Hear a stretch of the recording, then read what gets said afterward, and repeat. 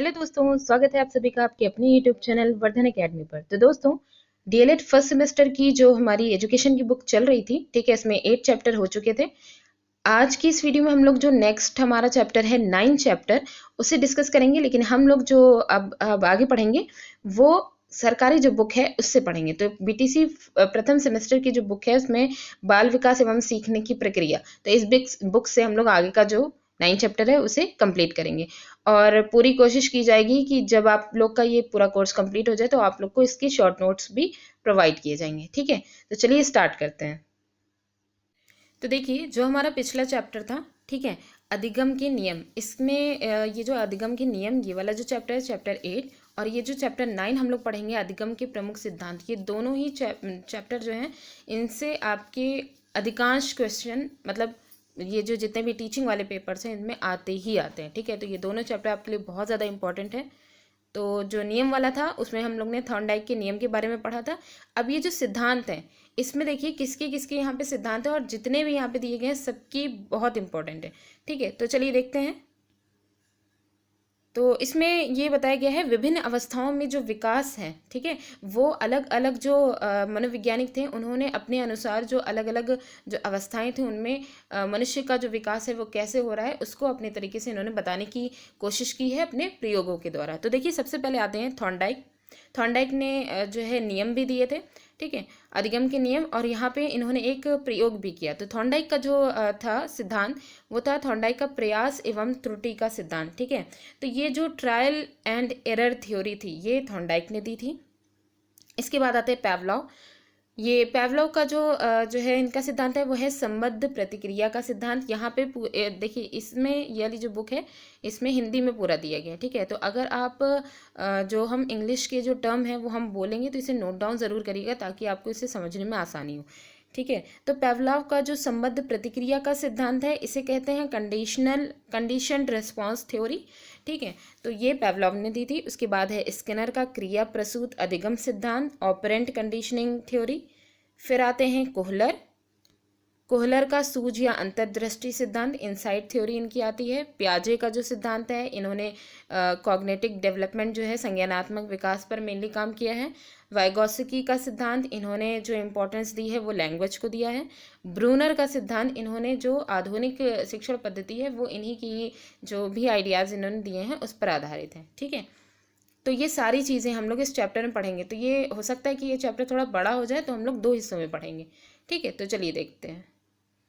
इसमें देखिए, सबसे पहले आते हैं हिलगार्ड। इन्होंने अपनी पुस्तक में 10 से अधिक सीखने के सिद्धांतों का वर्णन किया। इसके बारे में भी क्वेश्चंस कभी आया है, ठीक है, कि मतलब आ भी सकता है कि जो हिलगार्ड हैं इन्होंने अपनी पुस्तक में सीखने के कितने सिद्धांतों का वर्णन किया है। तो ये 10 से अधिक जो सीखने के सिद्धांत हैं इनका इन्होंने वर्णन किया है। ठीक है, तो इस तरीके से कई सारे जो सिद्धांत आए उनमें कुछ गलत भी थे, कुछ जो है सही भी हुए।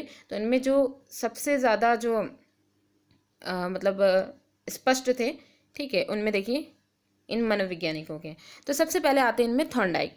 ठीक है, तो थॉर्नडाइक के सीखने का जो सिद्धांत है इसे प्रयत्न या भूल का सिद्धांत भी कहा जाता है, या फिर इसे प्रयास व त्रुटि का सिद्धांत भी कहा जाता है, वही ट्रायल एंड एरर थ्योरी भी कहते हैं। ठीक है, तो ईएल थॉर्नडाइक जो थे इन्होंने प्रयत्न व भूल के सिद्धांत के बारे में बताते हुए कहा कि जब व्यक्ति कोई कार्य सीखता है तब उसके सामने एक विशेष स्थिति या फिर उद्दीपक, ठीक है, एक स्टिमुलस उसके सामने होता है।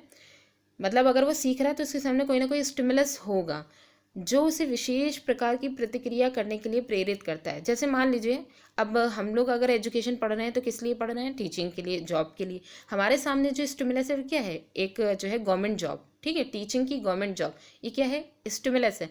अब हम हमारे पास सामने जब स्टिमुलस रहेगा तो उसी के अकॉर्डिंग हम उसका रिस्पॉन्स देंगे, तो हम अपनी बेटर से बेटर जो है मतलब कोशिश करेंगे कि एग्ज़ाम अच्छे से क्लियर हो, तो हम अपनी तैयारी बहुत अच्छी करने की कोशिश करेंगे। तो वही बात है कि स्टिमुलस के अकॉर्डिंग ही हम लोग अपनी प्रतिक्रिया देंगे। ठीक है, इस प्रकार एक विशिष्ट उद्दीपक का एक विशिष्ट अनुक्रिया यानी जो रिस्पॉन्स है उससे संबंध स्थापित हो जाता है। तो ये संबंध स्थापित जो है करते हैं स्टिमुलस और रिस्पॉन्स का। तो इस वजह से इसे उद्दीपक अनुक्रिया संबंध भी कहते हैं। तो कह सकते हैं कि जो थॉर्नडाइक का सीखने का सिद्धांत है, ठीक है, तो इसे हम उद्दीपक अनुक्रिया संबंध भी कह सकते हैं। तो देखिए, ये जो थॉर्नडाइक का सीखने का सिद्धांत है, ये कई सारे टर्म्स से क्वेश्चंस में पूछा जाता है। तो अलग अलग जो इनके टर्म हैं उनको एक बार ज़रूर समझ लीजिए। पहला तो यही है प्रयास व त्रुटि का सिद्धांत, ठीक है। तो इसको ट्रायल या एरर थ्योरी कहते हैं, ठीक। तो ये पहला हो गया।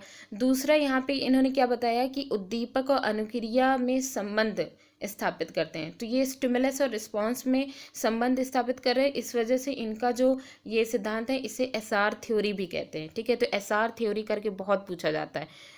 थॉर्नडाइक के जो है एसआर थ्योरी इनकी, और एक आरएस थ्योरी जो है उससे बहुत कन्फ्यूजन क्रिएट की जाती है, ठीक है। तो मेनली स्टिमुलस और रिस्पॉन्स थ्योरी जो है वो किसकी है, थॉर्नडाइक की है, ठीक है। इसके अलावा प्रयास एवं त्रुटि का सिद्धांत तो हो गया। उद्दीपक अनुक्रिया का सिद्धांत हिंदी में इसे कहेंगे, इंग्लिश में इसी को एसआर थ्योरी कह देंगे।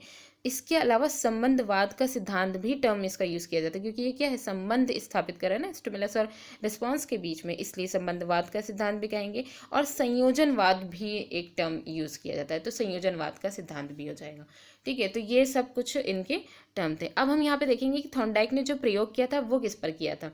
तो चूंकि थॉर्नडाइक जो थे वो एक पशु मनोवैज्ञानिक थे, ठीक है। तो इस वजह से इन्होंने बिल्ली, चूहे, मुर्गी इन सबको जो है अपने प्रयोगों में लिया। तो इनमें सबसे पहले इन्होंने जो लिया, ठीक है, वो बिल्ली को लिया। तो बिल्ली को लेकर के इन्होंने क्या किया कि एक भूखी बिल्ली इन्होंने ली और एक बॉक्स में उसको रख दिया, और उसमें जो है उसका जो दरवाज़ा था वो एक डोरी थी उससे खुलता था, ठीक है। मतलब ऊपर के दरवाजे के पास एक प्लग जैसा लगा रखा था।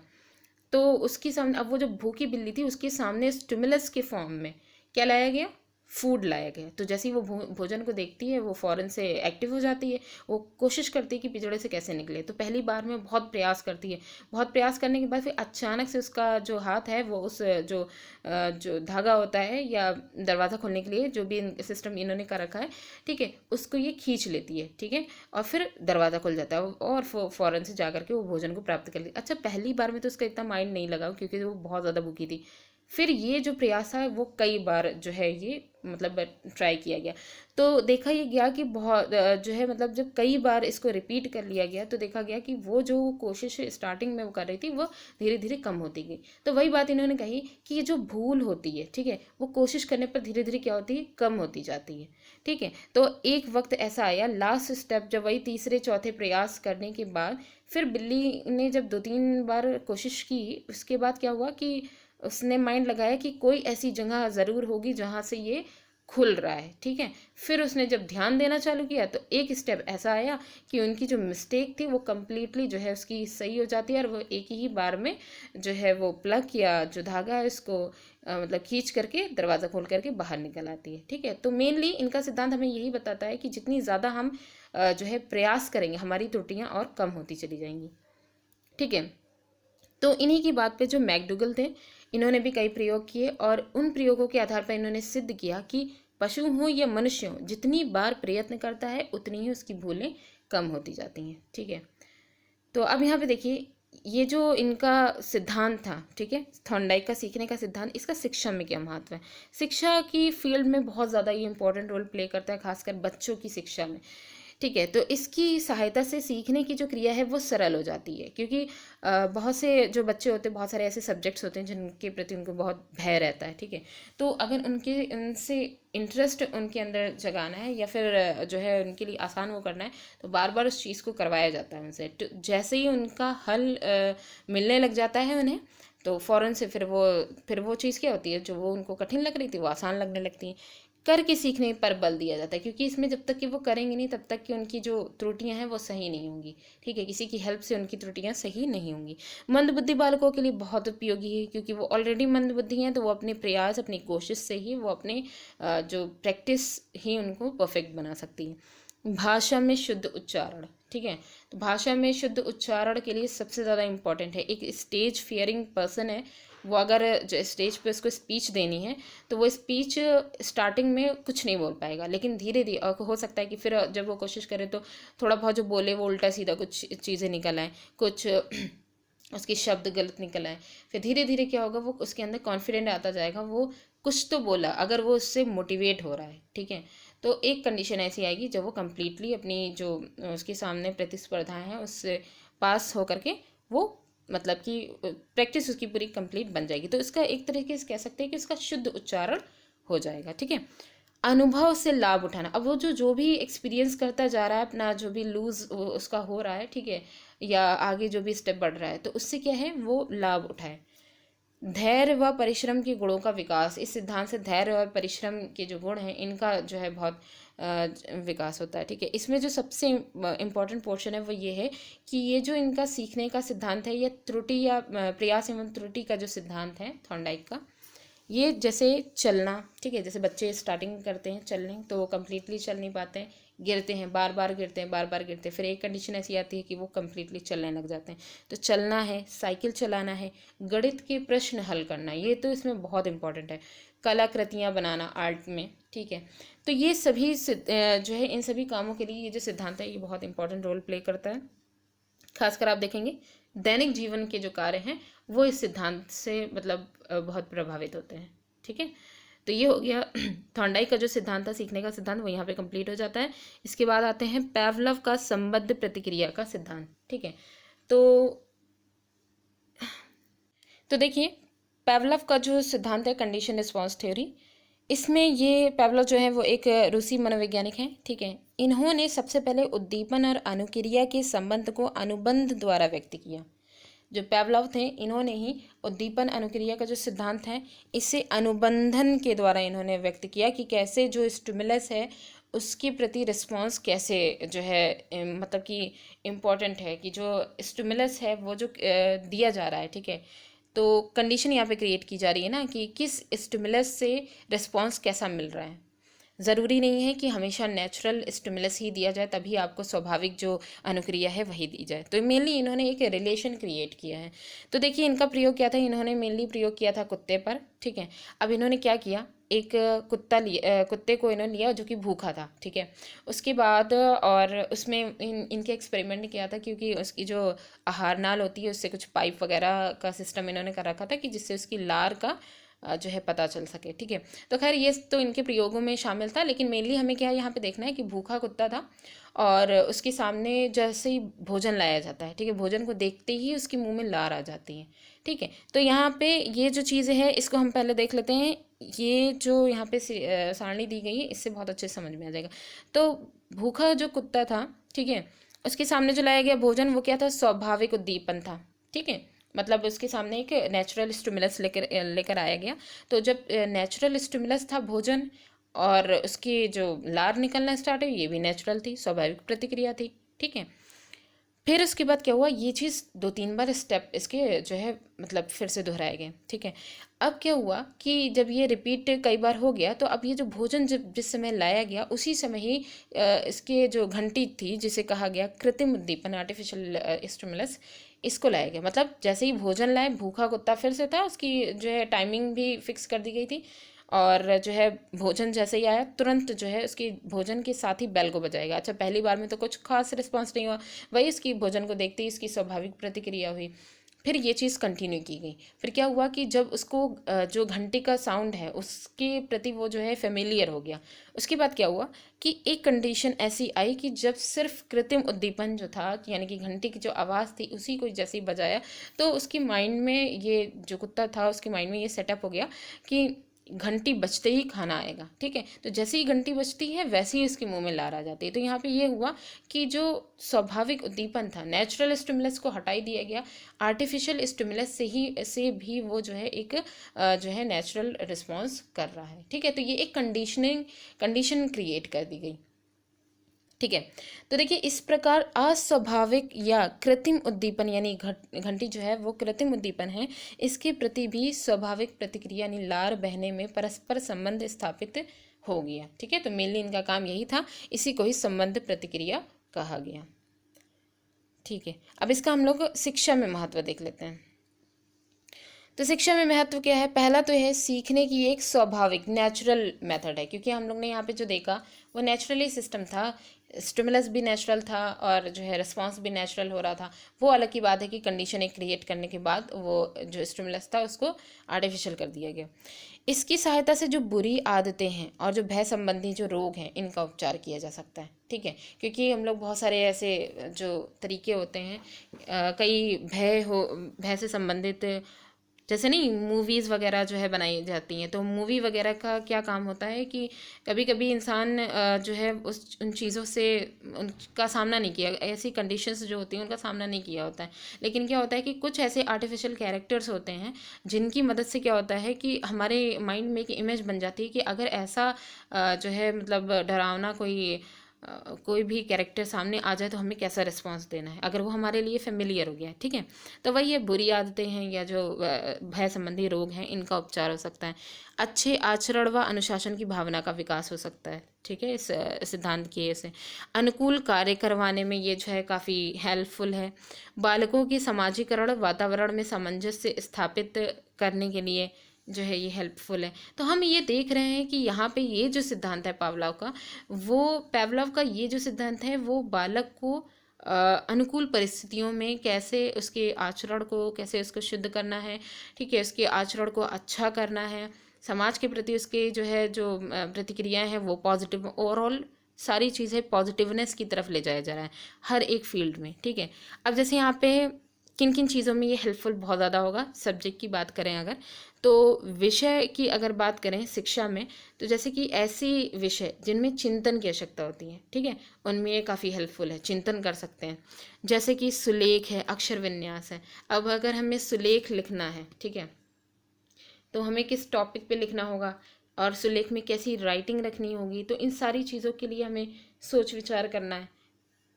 जाहिर है यहाँ पे क्या हम पहले ही यहाँ पे बताया गया है कि पॉजिटिवनेस की तरफ ले जा रहे हैं, तो सुलेख का काम ही ये होता है कि हमारी राइटिंग अच्छी हो, है ना।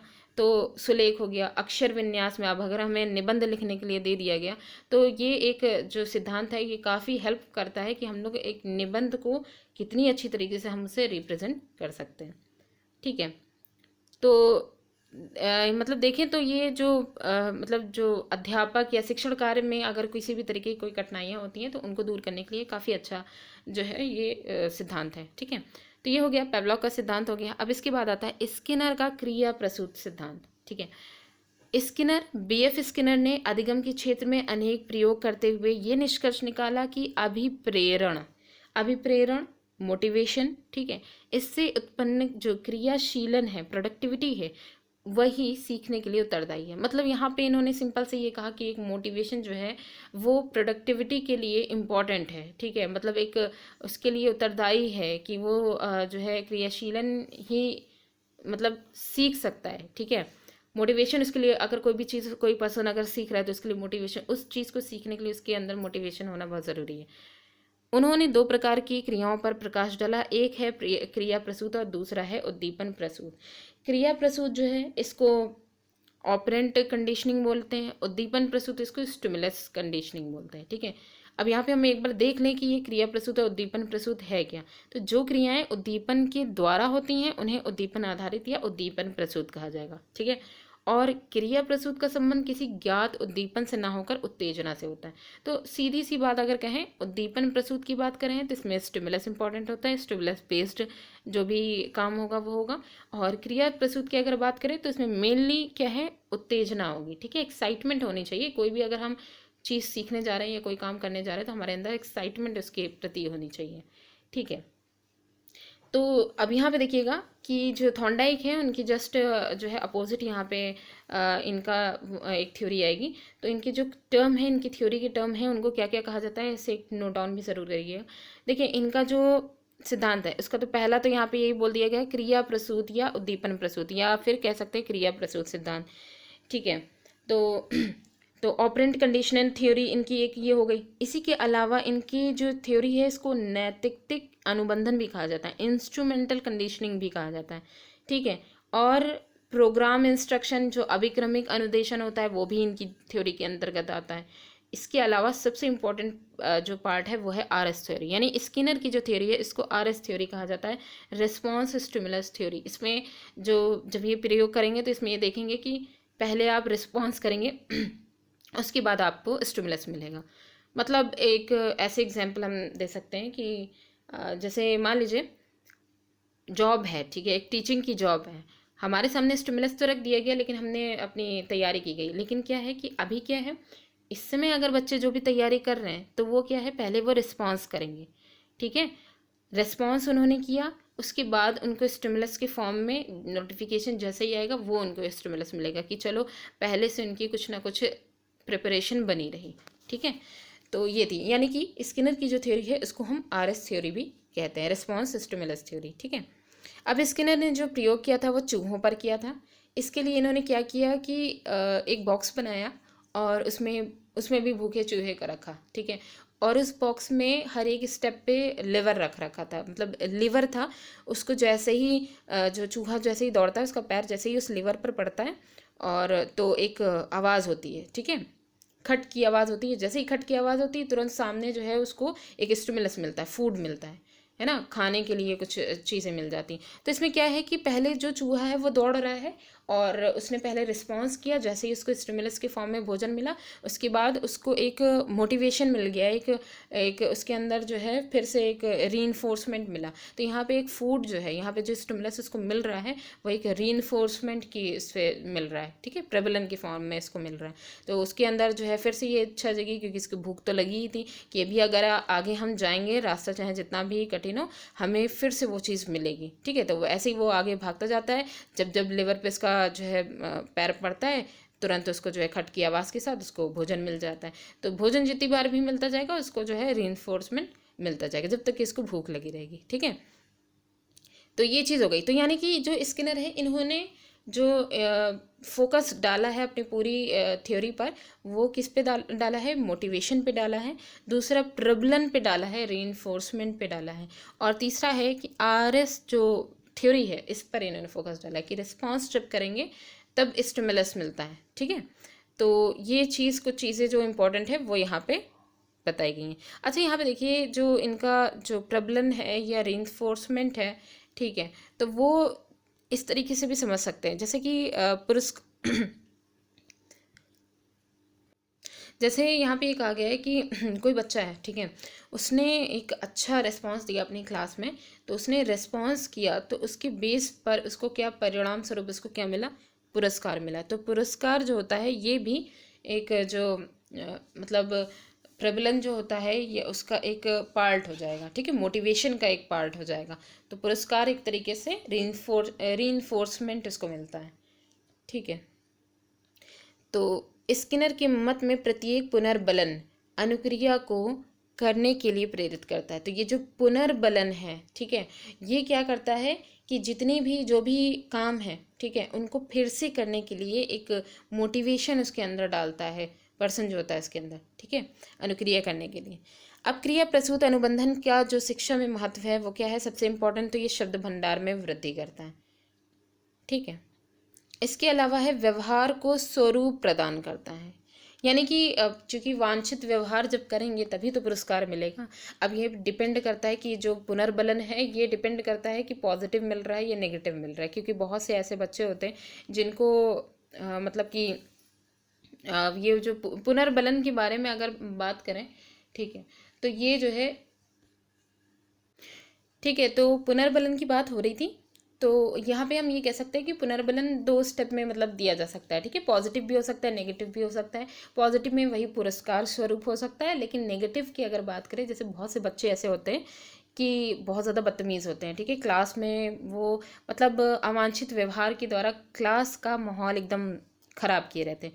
तो उनके लिए एक नेगेटिव उनके लिए क्या है कि उन्हें लगता है कि वो पनिशमेंट के फॉर्म में उनको दिया जा रहा है। ठीक है, लेकिन वो उनके लिए अच्छे के लिए होता है। तो उनको ऐसे काम प्रोवाइड कर दिए जाते हैं कि जिसके लिए उनको अनुशासन में रहना ज़रूरी है। ठीक है, तो अब चाहे मॉनिटर बना दिया जाए या उनको पनिश किया जाए या कोई ऐसा जो टफ टास्क दे दिया जाए, तो ये क्या है, नेगेटिव रीइंफोर्समेंट है, लेकिन वो उनकी व्यवहार के लिए मतलब वो पॉजिटिव ही होता है।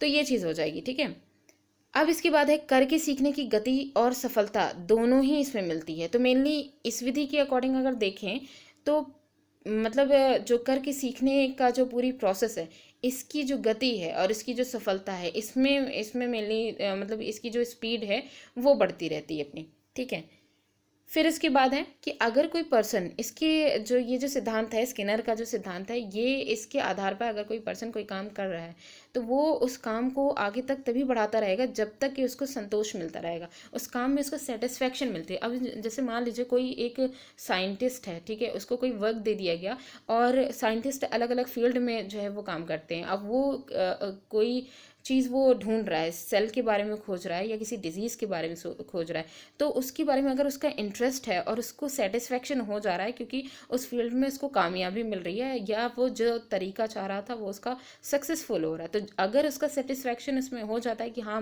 मैंने जितनी मेहनत की उसमें उसका फल मिला, ठीक है, तो इससे आगे बढ़ने में उसको और ज़्यादा मोटिवेशन मिलता है। ठीक है, इसमें पुनर्बलन को बल मिलता है, अधिक अभ्यास द्वारा क्रिया को बल मिलता है। तो यानी कि ये जो सिद्धांत है इसमें रीइंफोर्समेंट जो है इसको ज़्यादा जो है मतलब बल, एक तरीके से ऐसे कह सकते हैं जैसे मान लीजिए क्लास है, इसमें बच्चे बैठे हुए हैं और बहुत नीरस कंडीशन में बैठे हुए हैं, हम उनको चाहे जितना भी जो है गिफ्ट दे दें, चाहे जितनी भी खाने की चीज़ें दे दें, कुछ भी कर दें, अगर वो बच्चे नहीं चाह रहे यानी उनके अकॉर्डिंग वो सारी चीज़ें नहीं हैं, ठीक है, तो क्या है कि उनका जो रीइंफोर्समेंट उनको जो दिया जा रहा है वो बेकार हो जाएगा। तब उस समय किस तरीके का हमको जो है रीइंफोर्समेंट जो है देना चाहिए या मतलब कौन सा ऐसा मेथड हमको यूज़ करना चाहिए, तो मेनली क्या है कि ये जो विधि है, स्किनर की जो विधि है, ठीक है, क्योंकि इसमें इन्होंने क्या है कि स्टिमुलस और रिस्पॉन्स के बीच में, ठीक है, तो यहाँ पे क्या है कि कंडीशन क्रिएट की गई है ना, जो रिस्पॉन्स और स्टिमुलस होता है इसके बीच में जो कंडीशन क्रिएट की गई है कि उनको ऐसा काम कराया जाए कि जिसके अकॉर्डिंग जो उनके इंटरेस्ट के बेस पे भी हो, जिसके अकॉर्डिंग उनको जो चीज़ चाहिए, जो बच्चों को जो चीज़ चाहिए, जो उनकी नीरसता को ख़त्म करे, ठीक है, तो वो जो है उनको स्टिमुलस के फॉर्म में मिले। तो ये क्या है कि ये जो मेथड है इसके अकॉर्डिंग पुनर्बलन जो है उसको भी बल मिलता है और ज़्यादा से ज़्यादा प्रैक्टिस करने का मौका मिलता है। अगर इसमें हम देखें तो ये जो है जो जटिल व्यवहार वाले जो लोग होते हैं या मानसिक रोगी होते हैं, ठीक है, उनको वांछित व्यवहार सीखने में ये बहुत ज़्यादा हेल्प करता है कि मानसिक रोगी जो होते हैं वो मतलब वो कुछ भी कर सकते हैं ना, उनका उनका दिमाग उनके कंट्रोल में नहीं होता है, तो ये जो मेथड है इसके आधार पर वो अपने व्यवहार अपने बिहेवियर को कंट्रोल कर सकते हैं। ठीक है, तो दैनिक जीवन में इसमें इसका बहुत प्रयोग होता है। इसके बाद आती है सूझ या अंतर्दृष्टि का सिद्धांत, इनसाइट थ्योरी, सबसे इंपॉर्टेंट है। तो यहाँ पे देखिए कुछ कार्य हम बिना बताए अपने आप ही सीख लेते हैं, इस प्रकार के सीखने को हम सूझ द्वारा सीखना कहते हैं। जैसे कोई भी पर्सन है, ठीक है, उसके पास अपनी खुद की मानसिक क्षमता है, लेकिन क्या है कि अगर उसे कोई काम ऐसा दिया जाए, ठीक है, जिसमें बाहर से कोई हेल्प नहीं हो रही है, कोई इसे सिखा भी नहीं रहा है, उसे दे दिया गया और उसने मान लीजिए उसको अकेले छोड़ दिया गया है, अपने वो सिर्फ अपने सेल्फ के साथ है, ठीक है, और कोई इसके लिए क्या है कोई प्रॉब्लम क्रिएट की गई, तो प्रॉब्लम से निकलने का अगर उसके अंदर ये चीज़ क्षमता होगी, अगर वो जो है नीरस नहीं होगा, ठीक है, इसके अंदर क्षमता होगी कि हम इस प्रॉब्लम से निकल सकते हैं, तो कोई ना कोई आइडिया ज़रूर सोच लेगा, उसके उस सॉल्यूशन को सॉल्व करने के लिए आइडिया ज़रूर आएगा। तो यही चीज़ है कि बिना बताए अपने आप ही कोई आइडिया आ जा रहा है, कोई सूझ आ जा रही है किसी भी समस्या के समाधान के लिए, इसी को ही कहते हैं सूझ द्वारा सीखना। अब इसमें देखिए जो सबसे ज़्यादा इम्पोर्टेंट मनोवैज्ञानिक हैं वो देखिए, सूझ का ये जो सिद्धांत है उसका प्रतिपादक जर्मनी के जो गेस्टाल्टवादी हैं उन्होंने उनके द्वारा हुआ है, ठीक है। अब इसमें कोफका, कोहलर, वर्दमीर, ठीक है, इस सिद्धांत ये इनके अंतर्गत आते हैं और इसी वजह से इस सिद्धांत को गेस्टाल्टवादी सिद्धांत भी कहा जाता है क्योंकि ये तीनों ही गेस्टाल्टवादी हैं, ठीक है। तो इनके जो है इनकी गेस्टाल्टवादी एक विचारधारा है और इन्हीं इसी वजह से इस सिद्धांत को भी गेस्टाल्टवादी सिद्धांत भी कहा जाता है। अब इसमें जो कोहलर है इनका जो प्रयोग है वो यहाँ पे बहुत इंपॉर्टेंट रोल प्ले करता है। कोहलर के अनुसार किसी समस्या के आने पर व्यक्ति को अपनी मानसिक शक्ति द्वारा पूर्ण परिस्थिति का बोध हो जाता है। जैसे अगर कोई मनुष्य है वो किसी प्रॉब्लम में पड़ रहा है, ठीक है, तो वो क्या करेगा, अगर उसे बाहर निकलना है तो वो क्या करेगा कि अपनी मानसिक क्षमता के आधार पर वो अपनी चारों तरफ की सारी जो एक एक स्टेप को वो जो है अच्छे से समझ लेगा, उसको पूरा जो है बोध हो जाएगा कि कहाँ क्या क्या प्रॉब्लम क्रिएट हो सकती है या कोई सोल्यूशन निकल सकता है कि नहीं, ये सारी चीज़ें, तो मतलब क्या है पूरी परिस्थिति का उसको बोध हो जाएगा, ठीक है। इसके बाद सूझ, जब उसको परिस्थिति का बोध हो जाएगा तब उसके अचानक उसके आइडिया आएगा कि हम क्या ऐसे मेथड यूज़ करें कि एक रूम से अगर हमें बाहर निकलना है और कोई ऐसा रास्ता नहीं है कि वहाँ से हम निकल सकें, ठीक है, तो हम ऐसा कोई रास्ता क्रिएट करें कि जिससे हम वहाँ से निकल सकें, ठीक है। या हमें कोई खाने की चीज़ अगर चाहिए तो हम कैसे ले सकते हैं। तो इसी का ही जो प्रयोग था उसमें इन्होंने जो कोहलन महोदय थे, इन्होंने ये जो एक्सपेरिमेंट था वो चिंपैंजी और जो बंदर था उन्हीं पर ही इन्होंने किया था। तो कोहलर ने जो चिंपैंजी लिया था उसका नाम था सुल्तान। ये बहुत इंपॉर्टेंट नाम इनका आता है। ये जो गेस्टाल्टवादी तीनों हैं इनका भी नाम इंपॉर्टेंटली पूछा जाता है। दूसरा जो एक्सपेरिमेंट इन्होंने किया था चिंपैंजी पर उसके नाम को पूछा जाता है, ठीक है। तो सुल्तान उसका नाम था। तो अब उसको किया क्या, इन्होंने एक पिंजड़े में उसको बंद कर दिया और उसके बाद उसकी छत पे केले लटका दिए, ठीक है। तो उसके पास सिर्फ 2 छड़ी उसको दी गई।